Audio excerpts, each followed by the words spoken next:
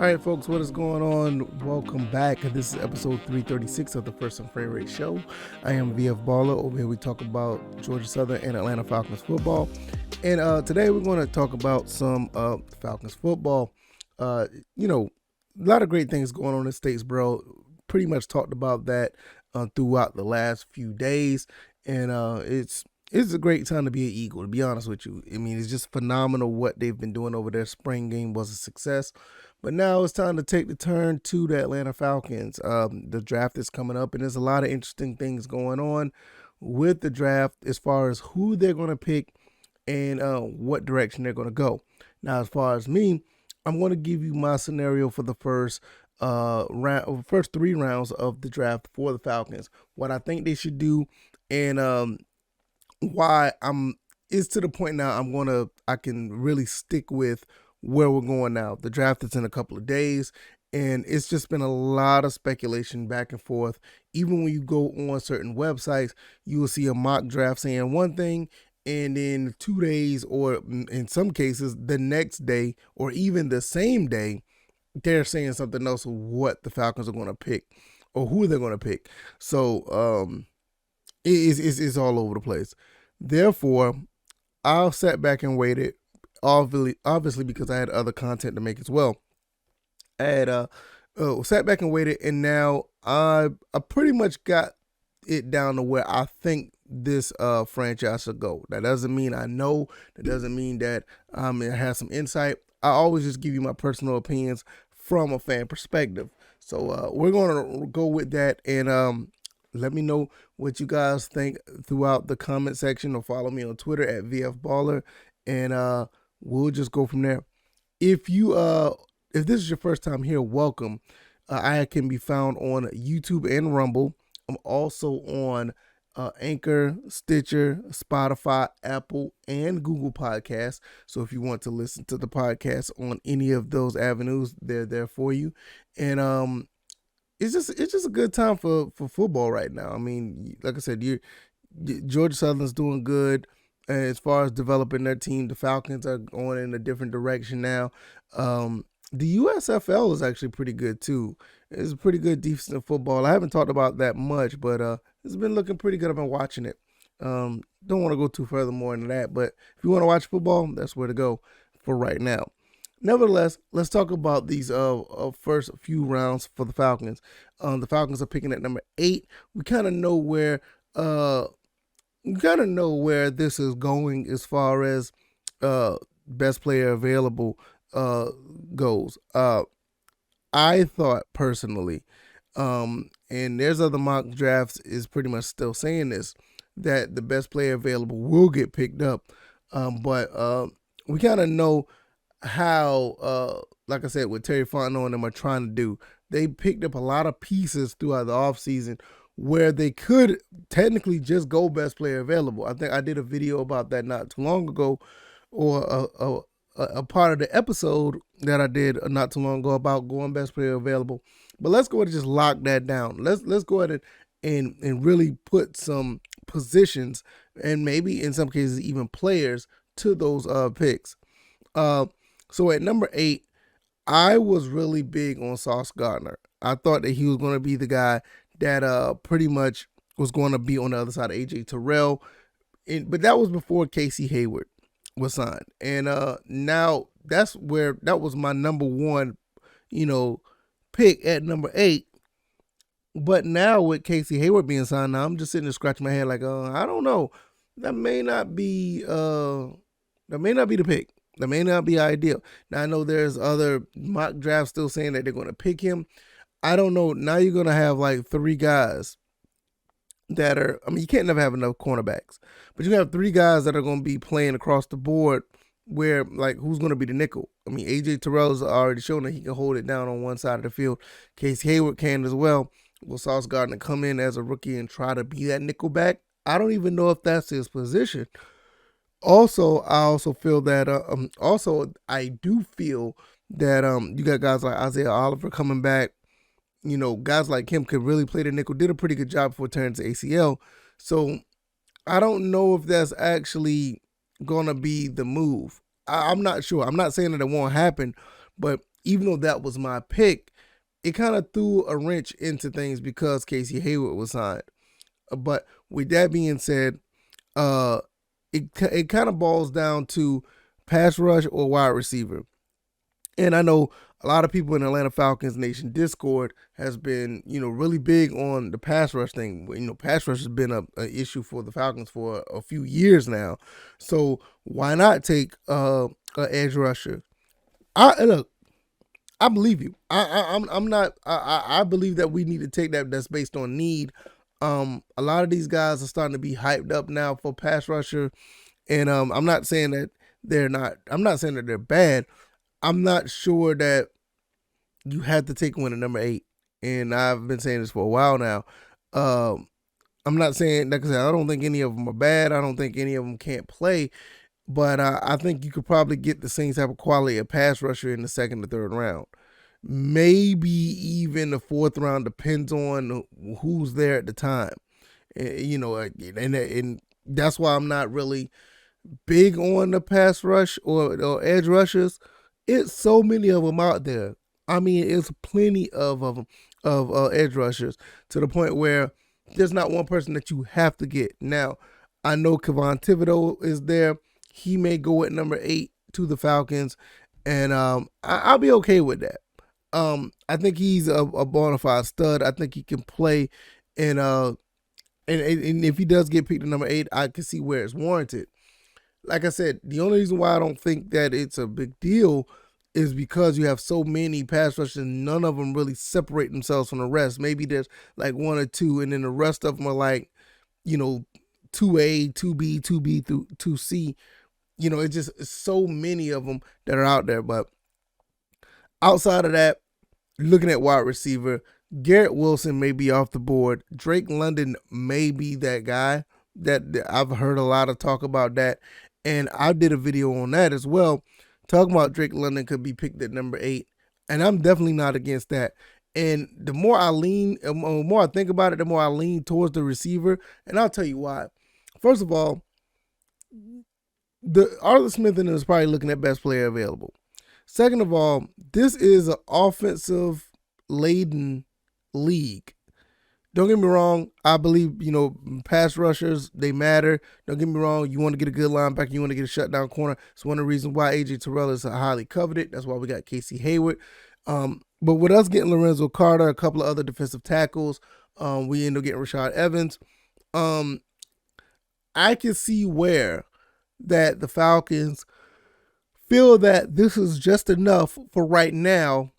The defense, the players that they did pick up is enough right now that they don't have to get nobody at number 8 on defense.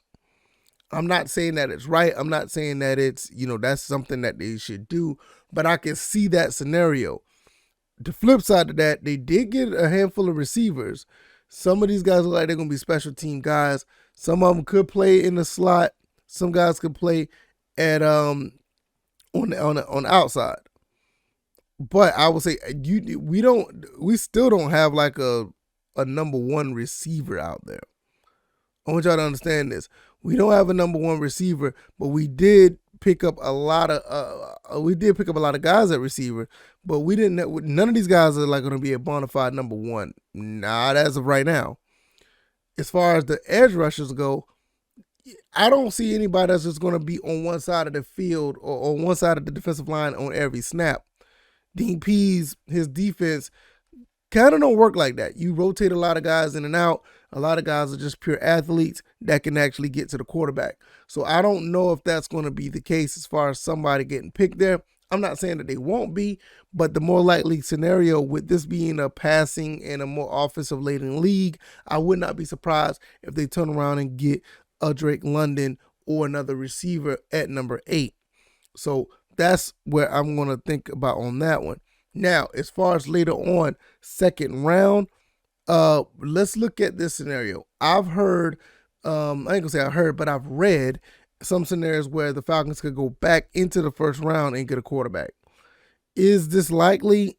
Yeah, I can see it's likely with being Marcus Mariota and Felipe Franks are only 2 on the roster. I absolutely could see that being the case. I talked about quarterbacks a while back. I'm still I don't know how much they looked into Carson Strong. They probably haven't. But Carson Strong, like he could be a steal in the 4th or the 5th round. So you're talking about possibly 114 to 151. I don't think that's going to happen at this point because there's just too many rumors and too much rumbling out there for how much that the Falcons really like Desmond Ridder. I'm not opposed to it. If they could take the number 43 and move back up into the first round. Now, if they do that, they're probably going to end up giving up number 74 as well. Maybe round 3, number 82 to get back up in the first. I would not be surprised because jumping, you're basically jumping like 9 spots to at least get to number 32. So you jump in 9 spots, you're probably going to give up. I don't think they're going to give up another second round. I don't think they're going to give up number 58 to move up that much. I wouldn't be. I don't see that happening. That'd be almost robbery if they did. I have to give up the second round pick because I don't think Ridder may not be there at 43. So with that being said, if they move up to get Ridder, they're probably going to get up 43 and maybe 82, possibly 74, possibly. So let's just think about that. They move to get Ridder at number 31 or 32 or whatever the case may be. Now you're going to have a receiver possibly, and you have a receiver or a pass rusher possibly, and a quarterback. Now this first round quarterback, we're possibly talking about he may play right away. Now we already saw the Trey Lance situation, so that's not all in the cards saying that he will, but there's a high possibility. Marcus Mariota is still pretty much still a safe quarterback to have for right now, but laying in wait after a 2-year deal that Marcus Mariota signed, Desmond Ridder could be right there. So that's that. Now, let's say at number 58, what are we going to do at number 58? Now, let's say if we did not get a pass rusher at number 8. This is a perfect spot to get a pass rusher. Now, I know a lot of people saying running back. Look, I believe that running back, we'll get to that in a little bit, but the running back could be picked at a later time. And I think we can get a pretty decent one at that time. But I feel that at number 58,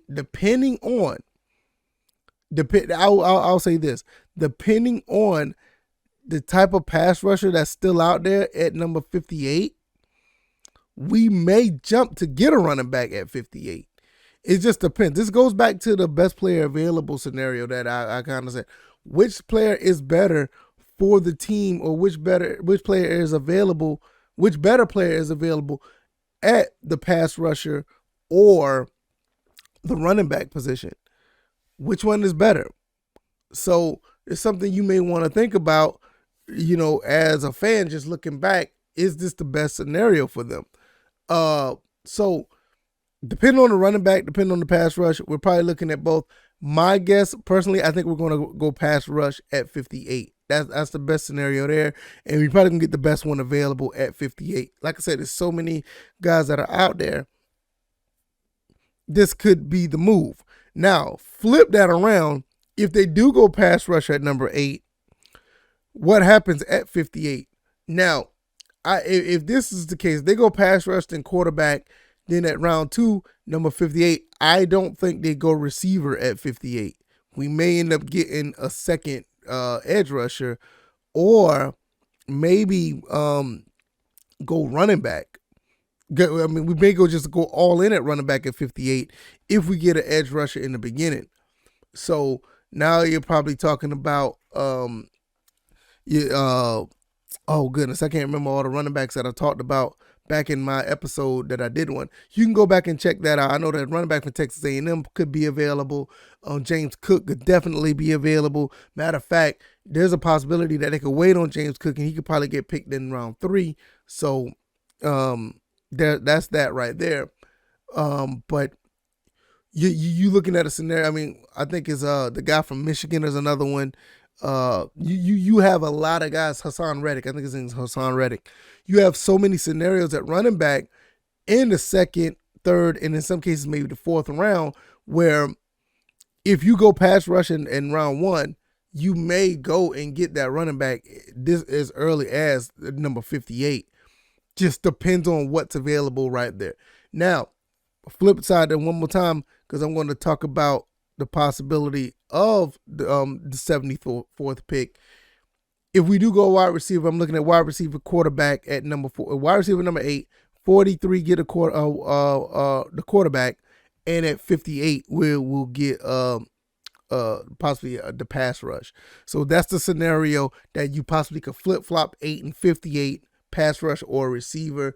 And if they do get a pass rush at number 8, we're probably just looking at a running back in round 2.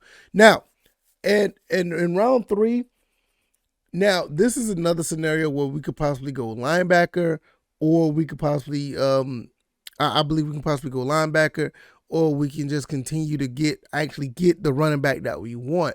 Now, what I say here is, if we get the receiver at number 8, 43 we get the quarterback, and number 58 we get a pass rusher, we're probably going to go running back in round 3.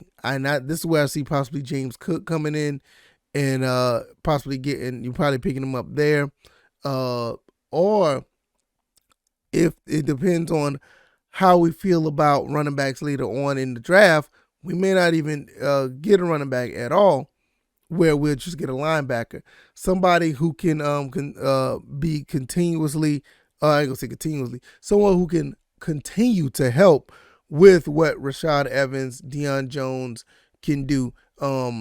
You still have a couple other guys who can play linebacker as well. I think Michael Walker could possibly get in there as well, but you can't have enough linebackers, especially with this defense that Dean Pease is running. That's just a far-fetched scenario. And like I said, the round 3 pick number 82 may be gone. Hell, 74 may be gone. So with that being said, with the draft trade to get back in the first round. So with that being said, we're probably looking at 1 pick in the 3rd round. So once again, I'll go back. Let's say we do get the receiver. Let's say we do get the receiver at number 8. Receiver at number 43, we get the quarterback. Also, and not 43, but we move up to get the quarterback in round 2 before the number 43 pick. 58, we turn around and let's say we get a pass rusher, and we'll turn back around in round 3. We will more likely probably get a running back right there. So that looks like that's the run right there. Now, if you get a pass rusher at number 8, you get the quarterback, move up in the 2nd round, and at number 58 right there, since we already have the pass rusher, we'll probably try to go running back, maybe another edge rusher, maybe, because like I said, I don't see us taking a receiver at number 58.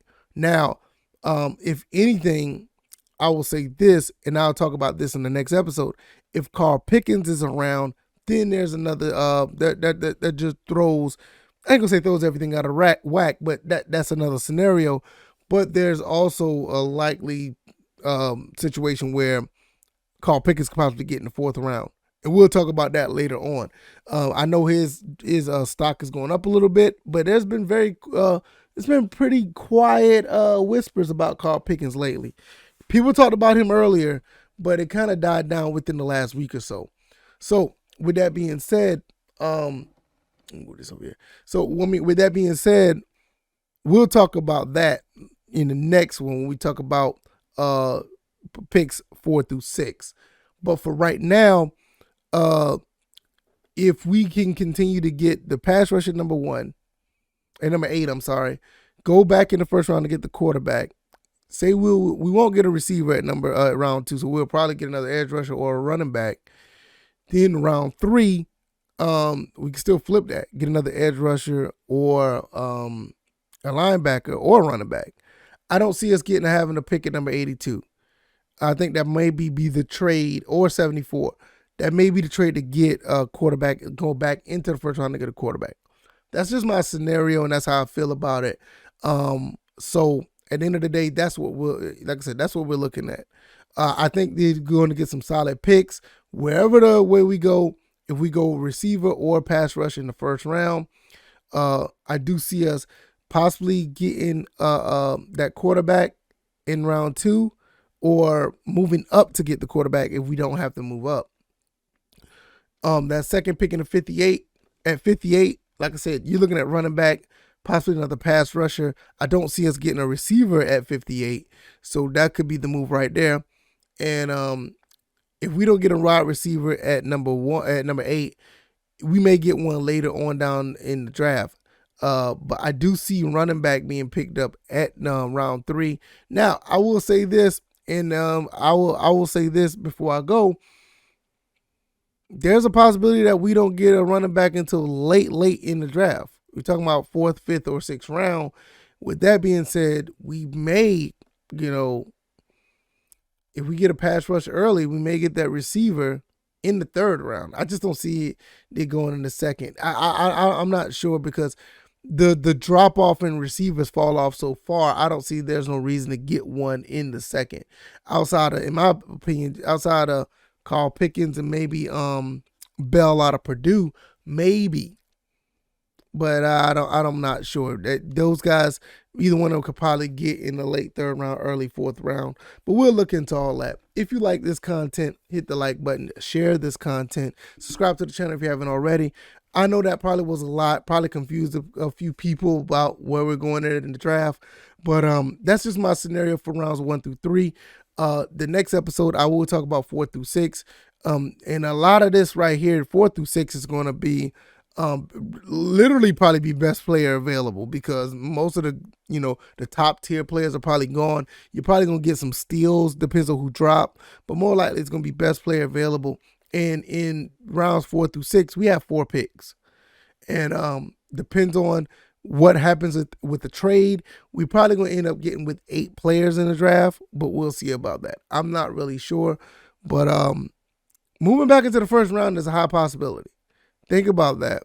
And the coaches and the staff in Atlanta, I've heard and I've read a lot of them really liking Desmond Ridder.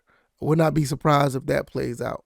So hopefully you guys enjoyed all of this draft talk. I could be found on the YouTube Rumble and on the audio side, Anchor, Stitcher, Spotify, iTunes, which is Apple Podcasts, and Google Podcasts. Give me a 5-star rating on that star chart. Also, if you don't mind, give me some feedback. Let me know how I did, good, bad, or indifferent. All right, y'all. I'll be back on Wednesday with another episode, and we're gonna be talking about rounds 4 through 6. All right, y'all. You guys take it easy. You guys be blessed. Peace.